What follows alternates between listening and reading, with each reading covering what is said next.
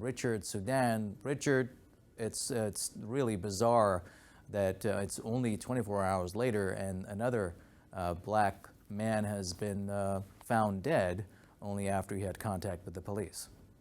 Yes, indeed, Saeed. Another black man dead following, custody and contact with Welsh police in deeply troubling and suspicious circumstances. We're going to talk today about the case of Moyied Bashir, aged 29, who we're learning died on Wednesday morning following being restrained by the police. Now, what's really disturbing about this case is this is actually an instance where the young man's parents actually called the police because Moyied was having a mental health episode, and they actually realized that he needed to go back to hospital.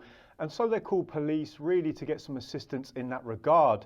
And we're hearing reports that they expected maybe 2 or 3 police officers to turn up to assist. And actually what we're hearing is 24 police officers turned up, forced their way into the young man's room.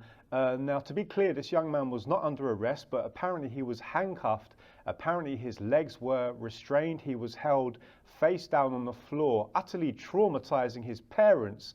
And then what happened was there was an existing leg wound which was reopened, and this young man basically bled to death as a result of this now fatal contact with the police. We're talking about Moyied Bashir here, but yesterday we talked about Mohamud Hassan, who actually died following contact with the police in early January. And so this raises a number of questions. The first one is regarding the case we're talking about today, Mr. Bashir. Would the police have treated him in this manner if, say, for example, he was a young white woman? It's very doubtful, and a lot of people would say the reason for that doubt is because the police are institutionally racist. They would also say, many people, many critics, that the police are simply not fit to deal with mental health crises. To a lot of people, the police are like a hammer, and they say that every problem looks to them like a nail, and so invariably the police watchdog, the IOPC, or whatever they call themselves this week, has basically referred themselves to be investigated. But a lot of people have no faith in the police watchdog carrying out any real impartial investigation, because usually these organizations, or this organization, is made up of ex-police officers, etc. So this story is literally breaking as we speak. It's going to be developing. You're going to see a lot more news stations pick up on this, but probably not enough. But for now, the spotlight is firmly on the Welsh police.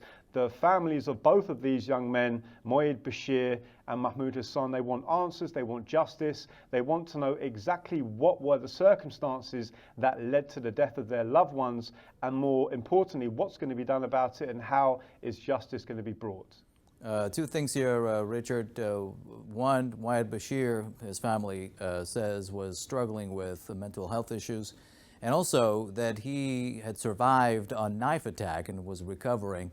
Hence, the reason he bled to death after he was shackled by the police. And apparently, police were literally on him when that was happening. And also, you mentioned the racial element into this incident, the fact that he was treated the way he was. But let us hear some of the views online that people have shared on this story.